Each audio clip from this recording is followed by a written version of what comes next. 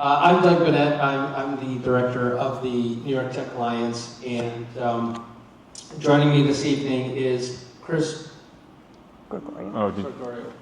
you want to do this stuff? Yeah, thank you. Sure. Okay. It's Chris Gregorio and Kimberly Grant from Fragaman, and they'll introduce themselves shortly and give some details about Fragaman. Just know that we are recording the session here, and we'd like to share this with people who are unable to attend, or if you'd like to see it again on your own pace later on, you can do that. We'll post it on our YouTube channel.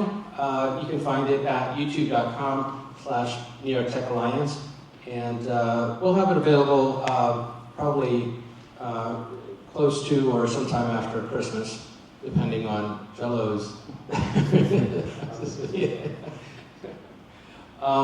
For those of you who don't know us, the New York Tech Alliance, our core mission here is diversity, equity, and inclusion, and trying to make the tech ecosystem in New York City reflective of the city itself. And what you're looking at here is our community and our network and reach. If you'd like to learn more about us, you can go to nitech.org and see more about us there. I want to thank our annual sponsors who make events like this one possible. If you get a chance, they're all listed on our website, and you can see why they support us and what they're doing in the market. I want to give a shout out to Civic Hall. James Dunn is in the room. James is head of business development here at Civic Hall, and my compadre. Civic Hall is also, for those of you, how many of you know Civic Hall at all? Most of you? Okay. So you know that we occupy floors 2 through 7. We're 85,000 square feet, and there's 3 things that go on here.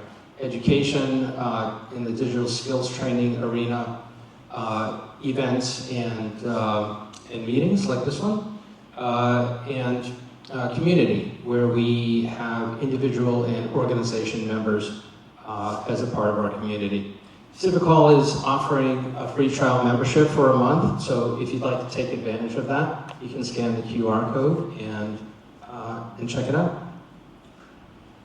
And with that, I'm going to turn it over to Chris. Thanks, Chris. Cool. Thanks, Doug.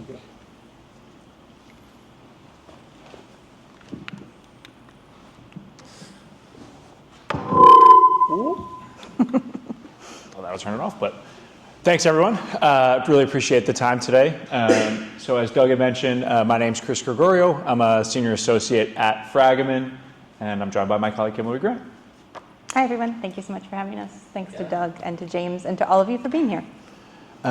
Some familiar faces from our last session, so thanks for those of you coming back. But those of you who have not been to a presentation that we've had, we want to provide a little bit more information about our firm, specifically because our firm is the largest immigration firm in the world.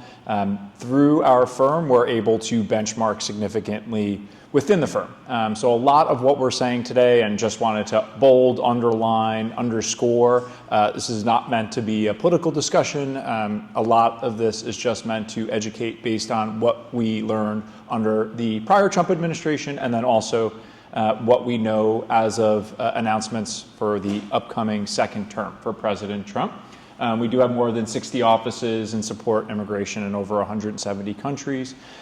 We deal primarily on our side. Kimberly and I work together on U.S. immigration matters, but we have teams all over the world. We have clients, everything from multinational corporations to small startups. So we try to keep that lens a bit more general, but this will be really a focus on immigration, what to expect for those within the tech sector.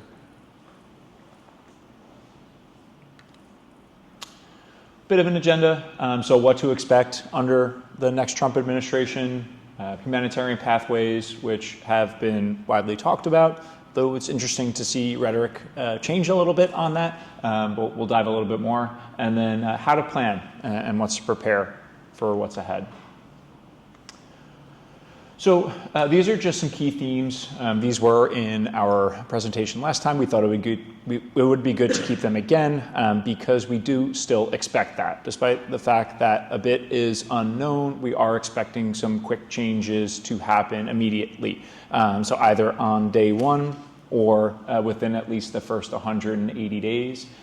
So rapid deployment of political leadership. We've seen that over the course of the last several weeks. As it relates to President Trump building out his cabinet and other key positions of power. And then, as we've seen on various news agencies, with increased border and enforcement.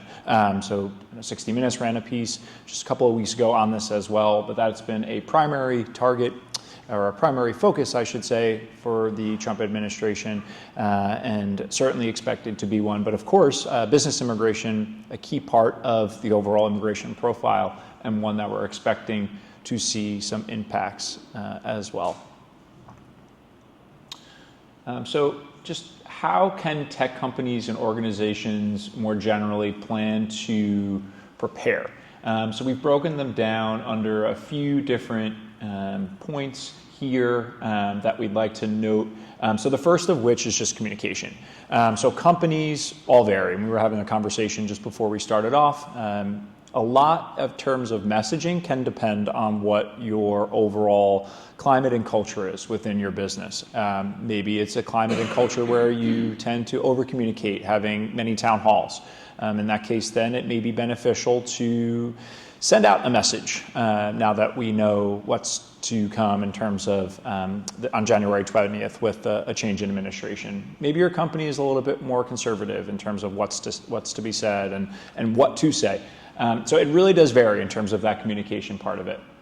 In terms of employees, if you do have foreign national employees, it is good to just get a sense in terms of where they are physically, what's their status, what to plan for if there are any challenges to any of their overarching immigration matters. So either as it relates to a visa classification or if you need to extend their work status within the states, just planning ahead. Humanitarian, so potential alternatives for some of those who are on DACA, which is a very hot term nowadays. We'll definitely get into more of that today. Also expanding support models and services, so thinking holistically about that employee, them, their family, providing that support as necessary. And then for any of your senior level employees, so if you have executives who are looking to travel, or maybe you have business meetings where the C-suite is expected to come into the United States next year, planning ahead just so that those individuals are armed with what they need in the event of any unnecessary delays or consular delays, which again we'll get into. So a couple of impacts as it relates to people. Obviously immigration involves a lot of things, people sort of being at the center of that. So we could see visa delays as it relates to individuals who are going through the visa stamping process. So for those of you who are not as familiar, one of the key areas that an individual needs to secure in order to travel for most individuals, other than those who are from Canada, are a visa stamp. It's essentially a sticker in your passport, which is required in order to travel internationally.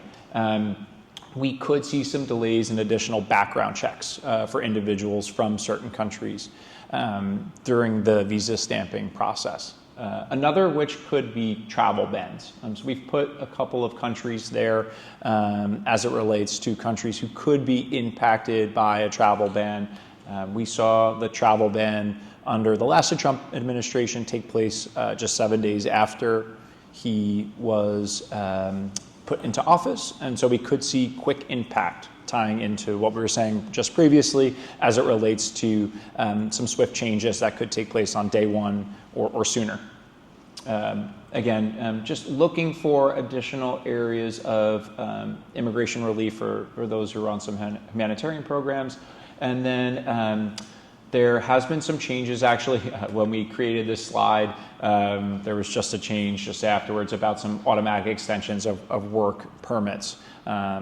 So we'll get into that a little bit more, but actually when we put together this slide until when this presentation took effect, there's been some changes. And I think that's one thing that, while we're planning ahead, one thing to keep in mind is that the current administration still has some time. Within the last week of the Obama administration, he actually was able to make some pretty significant changes to U.S. immigration and codify some changes that continue to have a major impact on U.S. immigration overall. So although we're focused primarily in this session on planning ahead, there could still be some changes and impacts made from the Biden administration, despite the fact that we're just under, or I should say just over 30 days away. And maybe I'll just jump in for a second Yeah, there please. and say, I think one of the things about immigration law is that very little of it actually changes by law, right? Like Congress actually stepping up and making laws is not really how we've seen immigration change over the last 20, 30 years. It's really generally at an agency level. So the different agencies, the federal agencies that are involved in immigration are the ones who do that. And as Chris was just saying, in the final sort of 17 days that President Obama was in office before Trump's first term, we saw President Obama and his administration push through some pretty dramatic codification of sort of like long-held policy that was just practice, but not actually written in the books anywhere. And so I think we're starting to see some of that coming out in the final days of Biden, and we'll see exactly, as Chris was saying, one of the things that came out in the last week was he put in place an automatic extension for 540 days. If you file an extension of certain kinds of work authorization and you're in certain categories, your work authorization is automatically extended for 540 days, which is a significant period of time. So we're watching that closely, but I think we expect that there could be some additional changes in this last month or so of Biden's term. Yeah. Yeah, what's your expectation for the TPS and U4U program for the Ukrainian nationalities? Well, we'll table it. I promise. We have a full slide on there. It's a bit unknown as of right now, but we're on the same page. We'll get there. So as we were talking about just some of the changes as he builds out his cabinet and profile there, Tom Hammond, the Borders Czar, was featured prominently on the 60 Minutes piece. There's been some recent changes as it relates to, of course, recent nominations and as it relates to various positions, Marco Rubio, Susan Wiles, Stephen Miller. Stephen Miller was very prominent in the first Trump administration as it relates to a lot of policies. And that's what we continue to see with the remaining days prior to January 20th. And we'll see how that all continues to unfold. I think that the Stephen Miller and Tom Holman Yeah. Nominations are sort of very indicative of the fact that immigration will be most likely a centerpiece of this presidency, right? Like there are new positions created, and there are positions created for people who are very involved and have very strong feelings about immigration. So, kind of sends a signal, I think. Yeah.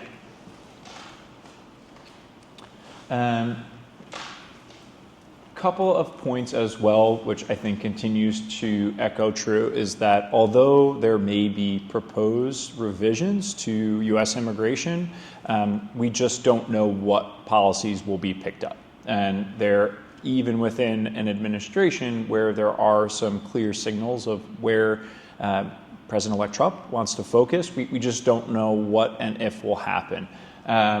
So while we talk about some various changes to policy that could take place, there is certainly the chance for some of these policies to be contested internally and not make it there. And as Kimberly had mentioned, a lot of what happens is not really done through codification of law, but there are more policy-driven decisions that we will expect to see changes on. And again, even with the Biden administration, there could be codification of some policies. So for example, a deference policy, which we'll cover shortly, where we could see that codified. And it's something that's ebbed and flowed, where it was in existence under the Biden administration, it was removed under the Trump administration, reinstated under the reinstated under the Biden administration, and then now there's a talk about codifying it. And deference policy just means written into law the fact that if you're extending someone's visa and it's already been granted, And the major facts remain the same, right? They're the same person working for the same employer, that the agency should give deference to its earlier adjudication and not reopen it and start from scratch. And we'll talk about what happened during the first Trump administration. So we've talked about the travel bans, extension of the president's power and authority. The Baja or Buy American, Hire American was an underlying concept that really drove the first Trump administration through some of the stats that we'll share pretty shortly. And then the extreme vetting, that was a concept which was widely talked about under the prior administration as well, not just for filings that were done with the immigration services themselves, but when individuals were traveling and entering the United States, this concept of extreme vetting of everyone entering the U.S. So not just those who are on visas, but U.S. citizens, green card holders, and things of the like, which we saw under the first Trump administration, where some of the travel bans first came into play. There was uncertainty about those who had green cards, and there was very abrupt changes where those who were at major airports were unaware of kind of how to treat that. So we're continuing to watch that as well. Maybe we'll just say, I don't know if there's any entrepreneurs in the room, but I know that is one of the focuses of the Tech Alliance. So I did work with, during the first Trump administration with a lot of French entrepreneurs. And I will tell you that one of the major changes for them is that the Buy American, Hire American policies were put into place at the U.S. Embassy in Paris. And so basically every visa had an extra level that it went through, which was, can an American do this? And prove why an American cannot do this job. For a visa classification that didn't really have that as part of the requirements for that visa. And so that's sort of, when we talk about these policies that we've seen in the past and that we expect we might see again, I think it's that kind of individual level, at a particular embassy or a particular type of visa where you can see little tweaks that come from the messaging that's coming from the top of the administration. So this slide I think is great. We had shared a slide on one of our previous discussions, but we were able to dig in a little bit further as it relates to the stats. And so the blue, I think, is probably for those who are in this room. It's your professional and technical services stats. I mean, the numbers speak for themselves, so that's why when we started out by saying that this is not meant to be a politically driven discussion, just the stats speak for themselves. I often refer to these types of stats as your mountain stats or your mountain slide. And this covers those individuals who were seeking H-1B visas. And so for those of you who are not as familiar with the H-1B visa, just a quick back step, it's your bread and butter work visa. It's done through a lottery system. It's for professional positions requiring at least a bachelor's degree. It is your most common work visa in the U.S. And these are denial rates by industry. So for example, most denial rates usually hover around the 5 to 8% range. But as you'll see in, looks like 2018, 2019, it shot up to 36% for the tech industry. And then this other one was pretty interesting as well. But denial rates increased without that deference policy, which both Kimberly and I were talking about. So you had stats in the 2 to 3% range all of a sudden jump up to 16% for professional technical services, which is quite high. Everything is sort of dropped back down, as you'll see within the numbers. So the blue is professional technical services, green is finance and insurance, red is retail, and then that purple color, though I'm colorblind, so don't hold it against me, is manufacturing. So I just wanted to read those off for those of you who may not be able to see that in the back of the room. But all the numbers pretty much speak for themselves, and the trends are pretty common. But overall, it's much better than 2016. I'm sorry? Overall, it's better than 2016. Yes. So just surge 18, 19. Yeah, exactly. The surge is pretty clear from 2018, 2019, 2020. Things started to slow back down a little bit. That was also, I think, just an interesting year overall. So I think a lot of factors at play in 2020. But yeah, absolutely, to your point, really 18 and 19 is sort of your fever pitch here. I think too, though, from having practiced during this period, I think those of us who are practicing got more cautious sometimes about what we would file and how we would file it. So you see a lot of denials and you sort of change your practice. You're a little bit more cautious in terms of what you'd recommend to a client that they move forward with. You might go through, extra steps in terms of papering the case up and making sure that it's ready to file. So I think you're right that there was a surge that kind of did come down, but I think there's more to those numbers as well in terms of what was actually being put forward and how much work people were putting in before they filed cases compared to previously. Yeah. And again, this slide meant to look back, but also meant to look forward. So, if you have employees who are here on visas, or you're planning ahead for individuals who are looking to come here on visas, I think there's many ways that you can approach these types of conversations. So one is with the employees, that there could be the need to provide additional information from the immigration services or to the immigration services from a request. So you may need to provide some additional documentation for a filing, maybe work product or personal information like pay stubs, for example, or looking into someone's immigration profile. If you are planning for transfers from individuals outside of the United States, planning ahead so that leadership is aware, the lead time, while it could be 2 to 3 months, if there are one of these denials or a request for evidence, or also known as an audit on the application, you may want to bump that up to the 4 to 5 month time frame. Plan ahead. I think that's really the big takeaway here with these types of slides, is that it's a look into the past, but also trying to arm you up as an employer or as a foreign national yourself with what could be expected. And just, I think a lot of this just comes with communication as well. Again, going back to communication, setting up the plan, talking to senior leadership, talking to your employees. I think that's really key. I think that ultimately allows for strategy to be set up from the beginning, which is quite important if we do start to see some of these trends arise. Perfect. So there's just a couple of different things that we wanted to highlight here in terms of things that we might see. So there have been a number of different COVID era sort of flexibilities that we've seen over the past couple of years that we expect may go away during the new administration. We don't know that for sure. And they would be things like, reusing biometrics, so like fingerprints and so forth. They've been able to be reused in a lot of instances, which has sped up processing, made people not go back in for them. And then a big one, I think, for employers is that they have allowed a lot of remote I-9 verification, not making people come in person to show their documentation in quite the same way. And we may see some changes on that as well. One of the big changes that I think Chris and I are thinking a lot about already is that in most cases, employment-based green cards do not have an interview. For the most part, the USCIS, which is the agency that adjudicates them, has chosen to waive an interview for employment-based cases. They only call them in when they're necessary. During the first administration of President-elect Trump, we saw almost 100% of cases be called in for an interview, and we're expecting that that's something that could happen as well.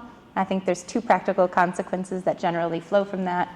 Number one, it generally tended to increase processing times because now suddenly an entire population that was having their green cards issued without an interview has to go in for an interview.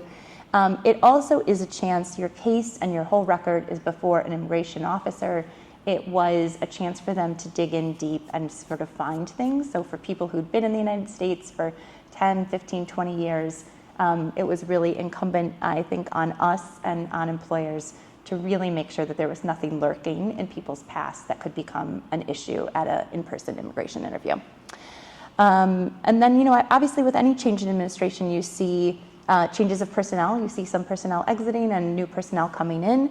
And one of the things that they've sort of thought about a little bit is, I think this is part and parcel of how President-elect Trump sees immigration. He sees it as a very big aspect of security, right? Both security at the border, and then also security of U.S. workers and their jobs, right? I think he views it both from a security angle, interior and at the border. And so you could see him, you could see his agency redesignate certain agencies as national security agencies, which would make any new hires and new employees go through enhanced screening, again, would probably result in longer timelines from initiation until someone can actually be hired to work at the agency. This slide is really just meant here to be sort of big picture, as you're thinking about best practices for building an immigration program. Obviously, we have a lot of different pieces of advice that we're hoping to sprinkle throughout this presentation for you. But we really think of the immigration as sort of like a life cycle, right? So you design your program, think about who you're sponsoring, when you're sponsoring them, what kind of communication you have, what level of support you're providing, and then you actually sort of execute your program. And I feel this is a great chance to sort of look back between now and January 20th and sort of say, is there anything here that I want to tweak? Do we have good policies in place to make sure we're maintaining compliance on I-9s? And if we're sponsoring people for H-1Bs, do we have public access files? If someone was to show up at our door, would we be in good shape? Would reception know who to call? So all of those kinds of, sort of best practices and policies, I think we anticipate that there will probably be more enforcement, more, visits from government officials to workplaces to check up and make sure and verify that people are doing what they've said they are doing. And so it's a good chance to sort of refresh, make sure you've got great policies, and that everyone knows how to execute should there be any kind of, site check or visit. As promised, we're going to talk a little bit about humanitarian pathways. So we've just sort of listed them out here, right? So we're talking broadly about humanitarian pathways, and when we say that, this is what we mean, right? We mean asylum, which is written into law, and that will continue to exist, maybe with some significant changes. But asylum is, it would take an act of Congress to really change it in any, to do away with it, I suppose I should say. To contrast, the other programs that we have up here are much more temporary, and they are much more discretionary at the discretion of the chief executive and the president. So DACA, Deferred Action for Childhood Arrivals, that's what we mean when we talk about Dreamers. Deferred Enforcement Departure for Liberia, Hong Kong, Lebanon.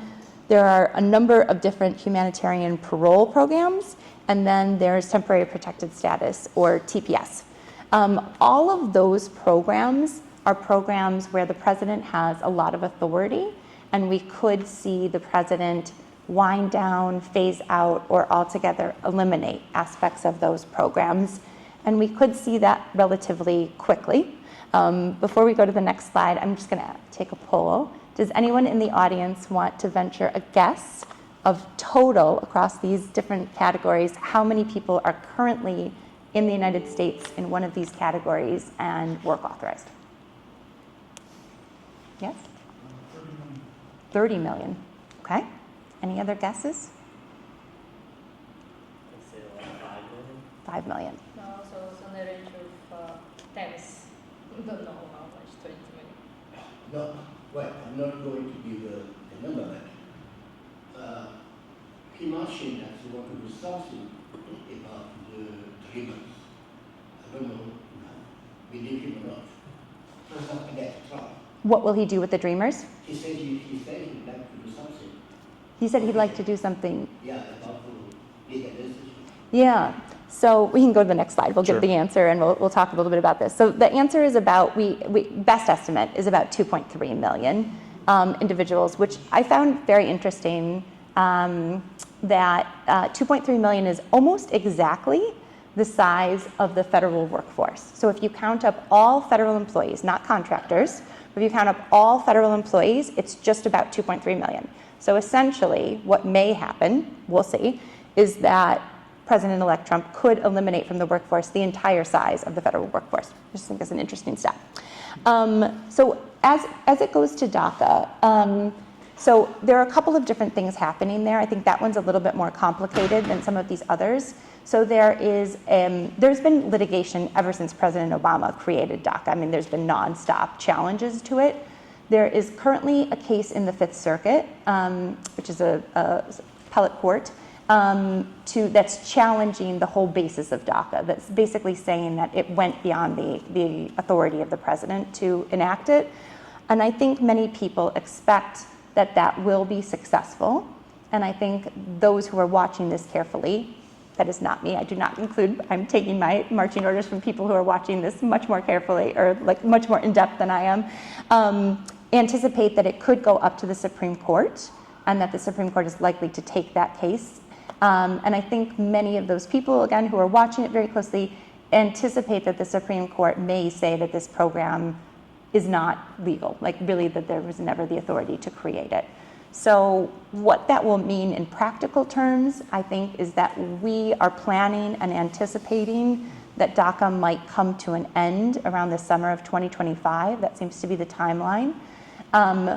What that really means for people on DACA, I think, is very hard to say. I think DACA is a program that has broad public support, and as you just pointed out, I think President-elect Trump has also indicated, he has some support for that program.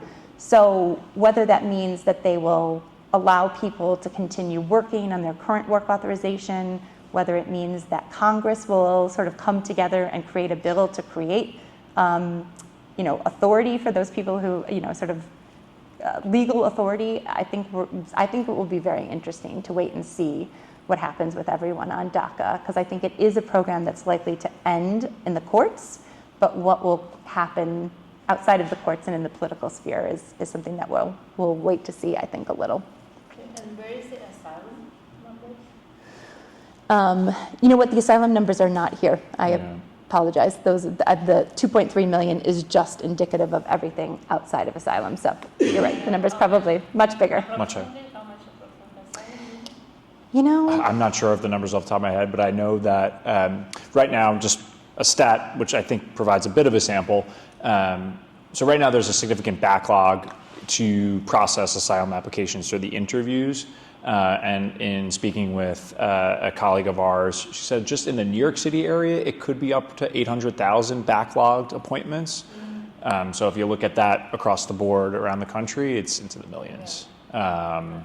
It's a program that is widely utilized. It just requires an interview, and there's not enough officers to provide and to adjudicate. They actually just implemented a filing fee for employers, many employers, where it's literally called the asylum application fee. So depending on size of employer or the visa type that you're processing, many employers now have to pay this fee. And the idea is to help put additional funding to asylum programs that require essentially these applications to move. Some individuals are waiting many years, 8-10 years, unfortunately, for their applications to be processed. I think we can go for it. Sure. Perfect. So we talked a little bit about DACA. Just to think a little bit about some of the other policies. So for asylum, for example, I think what we saw with asylum during the first term of President Trump is a couple of different things.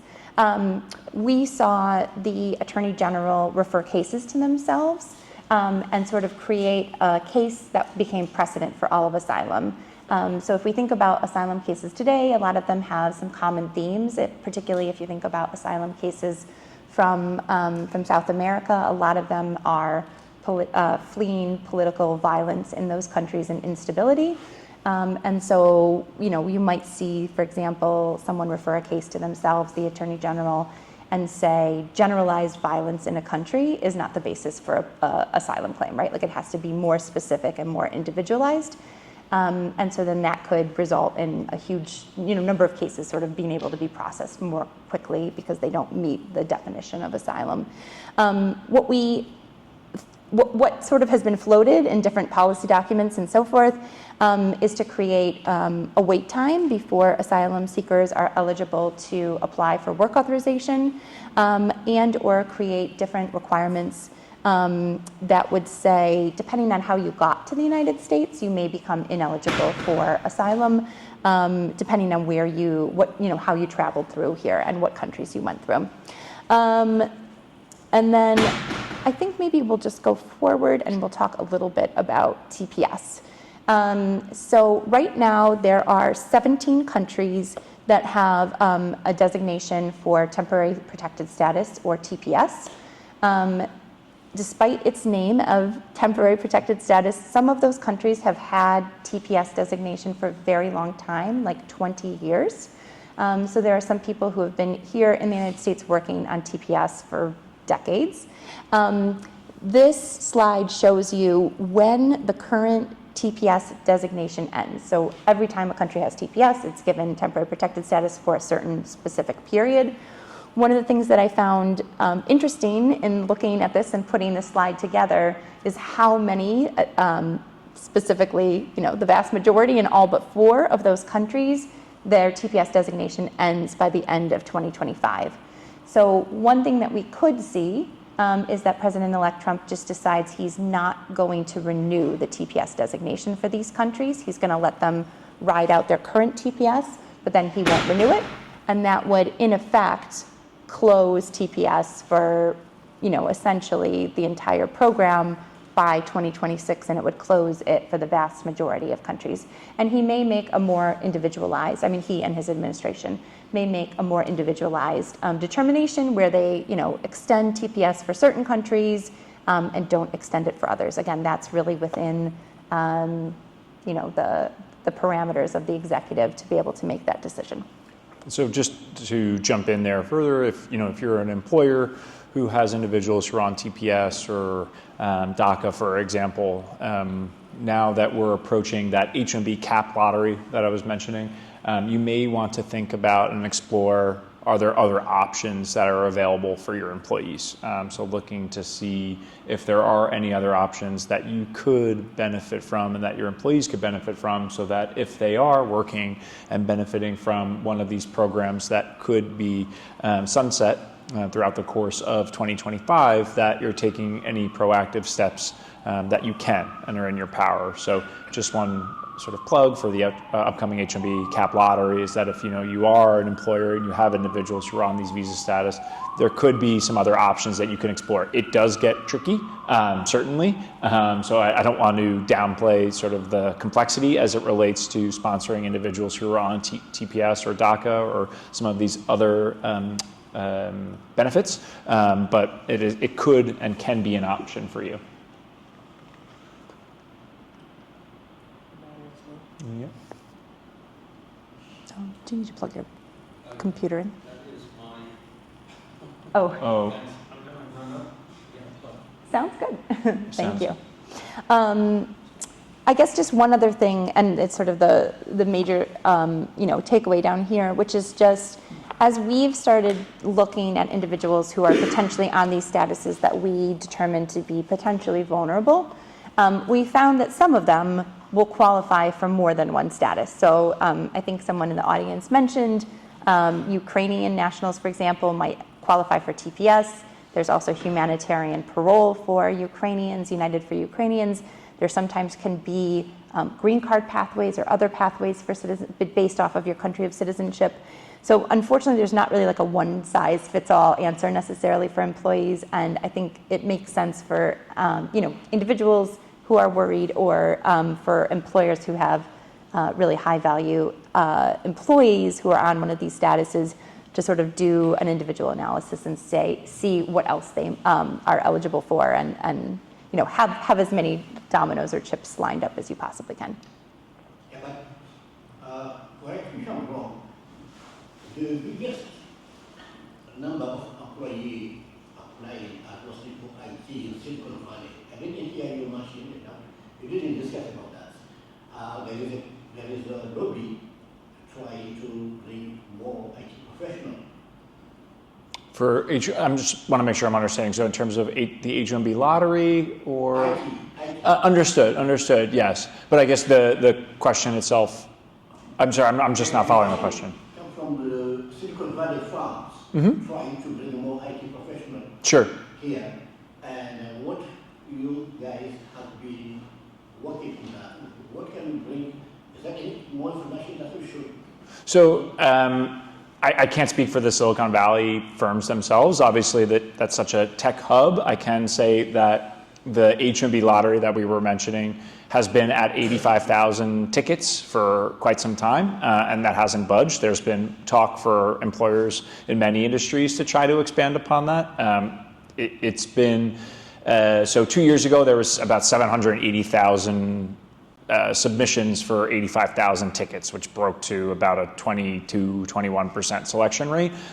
This year, it was a little bit less. By a little bit less, it was about 480,000 for 85,000 tickets again. So there's definitely been talk and I think longing for many employers to see the numbers increase, but unfortunately there's been no specifics made there. But that's certainly been an area where I think a lot of employers have wished for a higher number of H-1B lottery tickets.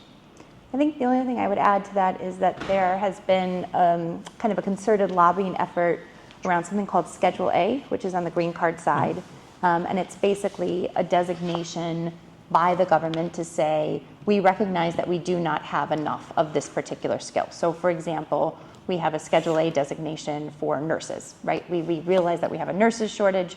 So if you're sponsoring someone to be a nurse for their green card, you don't have to go through some of the other steps. There was a big push earlier this year to add more professions to that Schedule A designation. I think that would be very valuable in the tech industry for areas where we know we have a shortage of qualified US workers to do jobs.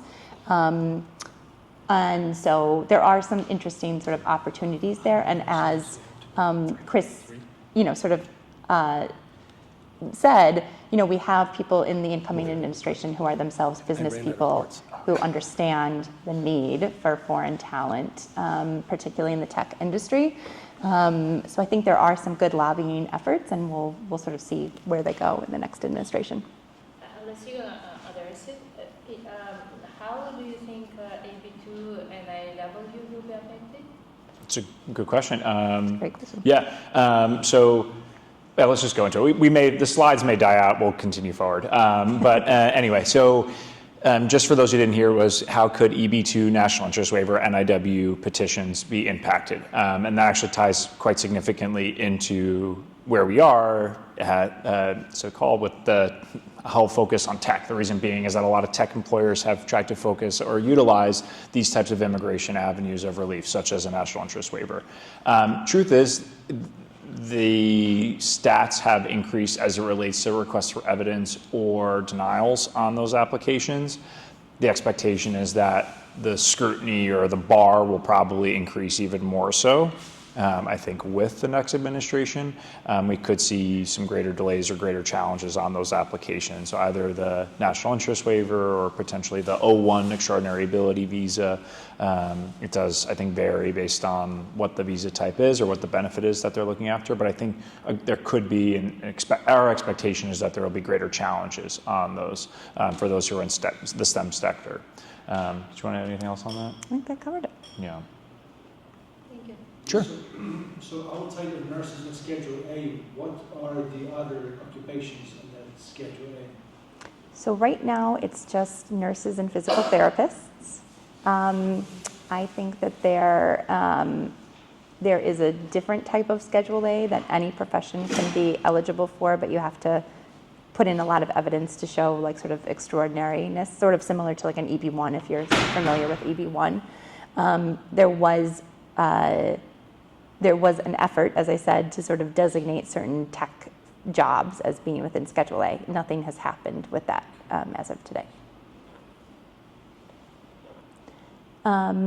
So again, I think we've talked about a lot of these themes. This is really just a good recap, right? So things that we're expecting in the next Trump administration, we're expecting that the administration might make site visits anytime you file, like an H-1B visa, for example. You sign off on the fact that FDNS, which is the fraud detection unit, can come out and do a visit of your facilities and verify that what you put into that H-1B is accurate. We are, as Chris said, expecting that we may see some uncertainty and some additional processing times when it comes to visa stamping. So both if you're trying to bring a new employee into the United States, they need to get a visa before they can start, or for existing employees who are traveling abroad and need to get a visa while they're traveling for business purposes, for personal reasons. I think we might see, as Chris said, more extreme vetting, meaning really in-depth look at that person, their social media profile, their business history, what they've put on previous applications. Some of these cases get referred to the FBI, and then that case obviously is a case that generally takes a while to clear before it comes back. So I think it's really important to plan for potentially longer periods. And then we are anticipating overall that business-based immigration will see an uptick in requests for evidence, potentially in denials as well, that we'll see more in-person interviews across the board, obviously for green cards, as we talked about. One just question. Is there going to be any distinguishment between just tech and, for example, if it's health tech? Health tech, you said? So we didn't distinguish in the presentation. I will tell you. Practice. Yeah, from practice. So I think in practice, healthcare fared better under the first Trump administration. I think we saw less requests for evidence across the board. A lot of healthcare H-1Bs are CAP exempt, which tends to go to a different part of USCIS than all of the other H-1Bs. They tended to, in my experience, to be adjudicated more consistent with previous years. We didn't see quite the same uptick. I think there's a lot that's very specific about healthcare in general, so it kind of depends where you fall in that health tech sphere. But in general, I expect that health tech won't see quite the same amount of salt in the gears or like that we see with other types of tech potentially. So what industries do you think will see more site visits than others? So obviously, any kind of consulting, I think that will see huge site visits, and I think that is something that can have ripple effects, right? So if you're a business who has IT contractors on site, then you might see a site visit to your facility because of those contractors, and then depending on what officers see when they're there, it might broaden to be a site visit of yours. So I think it's good to be mindful if you have contractors on site at your location to make sure they're compliant, or you have a sense of what your responsibilities are with regards to those contractors. But I expect that we could see an increase in site visits, sort of really across the board. I mean, we saw it a lot across a lot of different industries during the first Trump administration. Yeah. There's some that I'm sure will be more common than others. Those with really low wage workers and so forth, I think will probably be more likely targets of early site visits. But we see it across the board for corporate clients, small clients, large clients. I don't think anyone is exempt from it. Yeah, agriculture could be impacted. Pardon? Agriculture businesses could be impacted, things like that. Perfect. So just a couple of, sort of pieces of guidance and takeaways and so forth, right? We've talked about this a lot, but schedule your appointments in advance.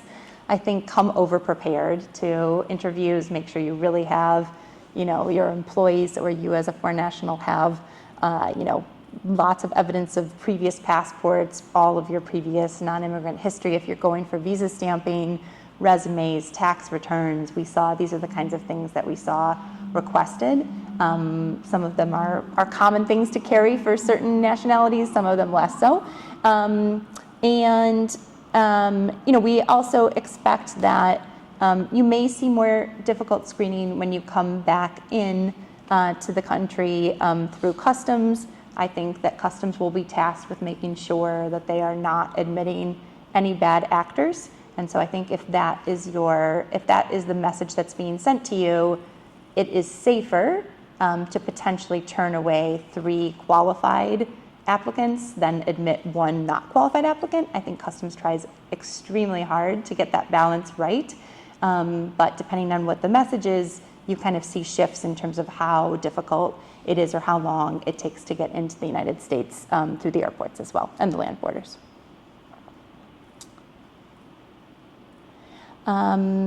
Again, I think that a lot of this we've already sort of touched on, so these are just, RFEs are requests for evidence.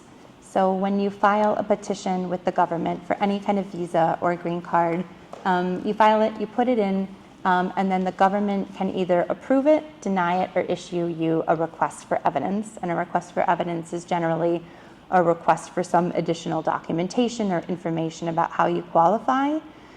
We didn't put this slide in, we probably should have, but RFEs, similar to that mountain effect that we saw in that one slide, the increase in requests for evidence during the first Trump administration was pretty dramatic, including on applications where you were extending someone, same job, same role, and there were a lot of different things that were asked in those. Overall, they generally, added a couple months onto the overall time to get a visa approved or extended. I don't know if there's anything you want to add, Chris? No, yeah. I think just being prepared, over-prepared, I think is really helpful.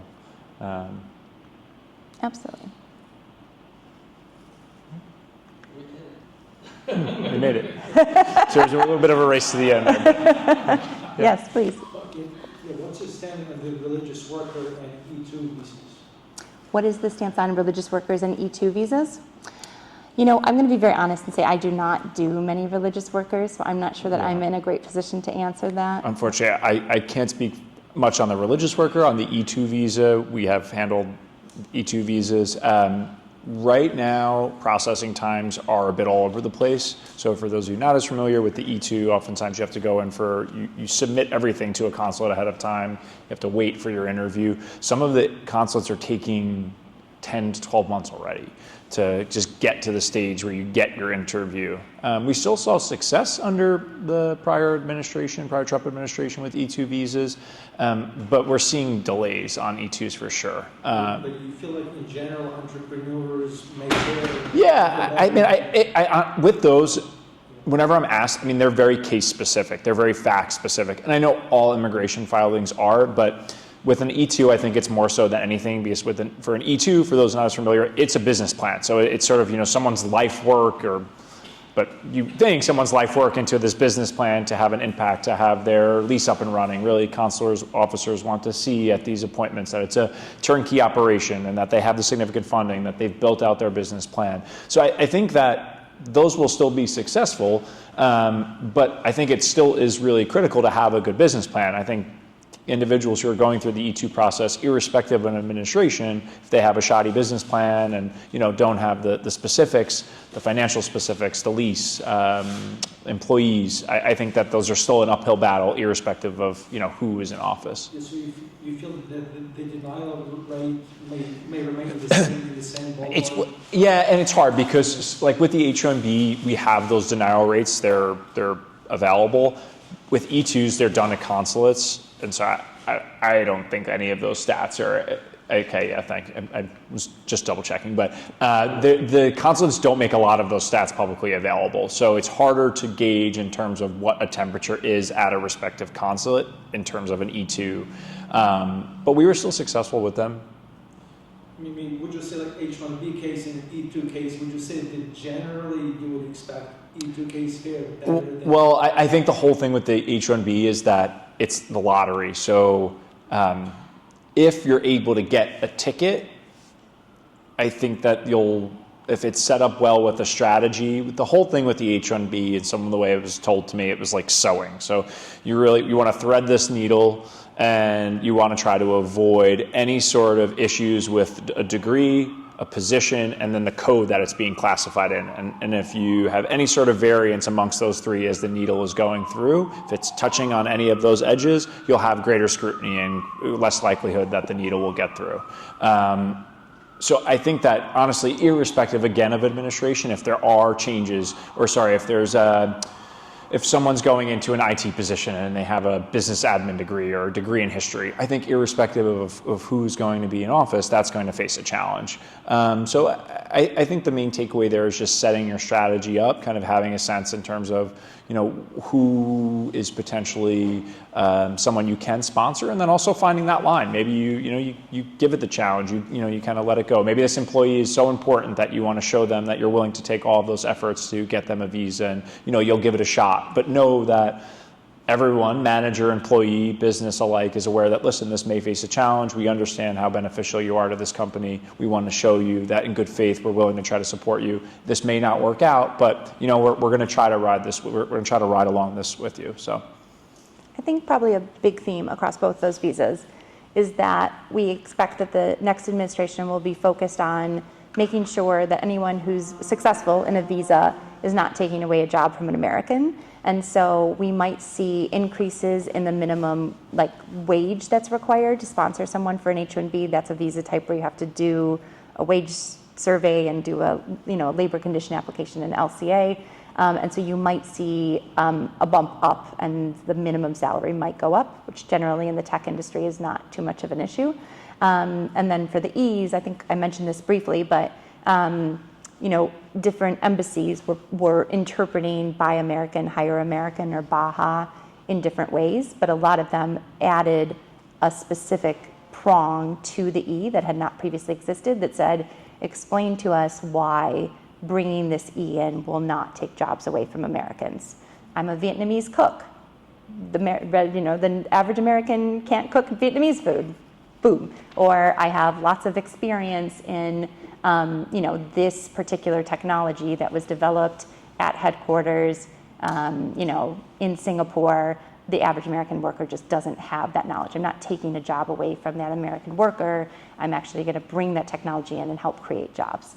So it shows up in different ways across different visa classifications, but I think that's the common theme, is that you'll expect I think you should ask yourself as you're with your companies, why can't I hire an American to do this job? And I think there's generally a good answer, or you wouldn't be sponsoring someone for a visa in the first place. So what is that answer, right? One more question. What about the green card when it concerns not an employee but the founder of the company startup? Is there any different approach? well, it'll depend on what category that you're pursuing as it relates to the green card itself. So if someone is pursuing a EB1 extraordinary ability petition, which is your upper echelon, if you will, of the industry, I think those will still be successful, and you'll need the evidence to back it up. I think sort of what Kimberly was mentioning, when you're going through those various prongs, as someone who's a founder of a company, likely that they've been doing this for a bit, or that maybe they have publications or citations of their work, or they've been on podcasts. So I think it will be dependent on the evidence itself that you're looking to support. And we have really started to become and think more creatively with evidence. And so publications are not just something that is written in a journal, but potentially maybe you've been on those podcasts and that's a publication in a different form or a different medium. So I don't know if you would add anything more to that, Kimberly. Yeah, I think that's probably like a individual. I think we'd happy to talk about that. It probably depends on the individual facts. Yeah. Could you comment on L1, L2 visas? Yeah. So the L's, and I wish we would have had the stat, but the L's themselves were another visa type, the L1 visa. And just for those of you not aware, it's an intercompany transferee visa. So where you're transferring someone from your company or your office in Singapore and want to transfer them into New York. They've been an employee for your company abroad for at least 1 year within the last 3 years. They're still successful, but we saw more challenges. We did. They were one of those visa types where we saw increased requests for evidence, increased delays. If you're going through a filing with the immigration services, higher rates of denial. If you're going through the consulate in the blanket application process, could see greater scrutiny on those blanket appointments. Some areas where some consulates have historically just received a large number of these types of appointments. So For example, Chennai is the only consulate in India that handles these applications, so they receive a very high number of them. So we've always seen some inconsistent adjudications out of Chennai, or some of your consulates in Europe, for example, like London. We've always seen a high number of applications going through each. So just preparing your employees, again, still viable, but just kind of preparing your employees, I would say having a prep call with them just to be able to talk through it. The interviews are fast, so the whole decision could be done in the course of a 45-second interview, right? minute and a half interview, which seems crazy and seems fast, but it's sort of what we're seeing in practice. So being able to articulate your thoughts quickly and hitting on those key points, I think, is really important for a successful interview. Sometimes it's just irrespective of what you say, it's still a discretionary measure when an officer is making a decision throughout a 2-minute interview, right? And so it's like anything, right? Sometimes, unfortunately, irrespective of what you say, it's just not your day and you'll be denied, but they're still viable, still successful, still certainly an option for employers. So the interview can be so short because the immigration officer performs so much legwork prior to the interview? Ironically, no. So a lot of times it's all done right at the interview. That you would think that, and so I don't smirk at your question because it's a good one. But honestly, they are just such a high volume that they just go through them so quickly. And sometimes if someone is nervous or anxious, they don't say the right thing, they're not able to articulate their thoughts, and it's hard, right? An employee is going through this 60-second, 75-second interview could change their life forever. And so I understand there's nervousness, there's anxiety there. Someone misspeaks and then unfortunately they're denied. But no, a lot of it happens right at the interview. That's where the decisions take place. Yeah, so just prepping your employees. Yeah, talk with that. Sure. I've heard some rumors of layoffs at USCIS. Do you think there's any other major substantive changes that are coming? Do you think they might just be trying to shuffle their staff around, or do you think they're probably going to expand because they're expecting more RFEs, or do you think they might actually shrink? I have a few thoughts. I don't know if you want to kick off with anything, or do you want me to start with this one? You can start off. So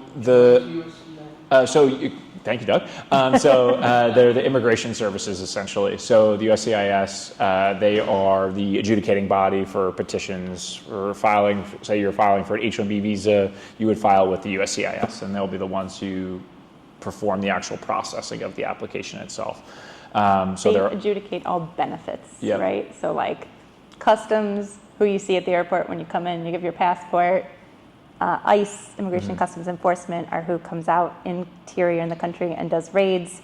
And then USCIS, U.S. Citizenship and Immigration Services, is who adjudicates all applications for visas and green cards and citizenship and so forth from within the U.S. Yep.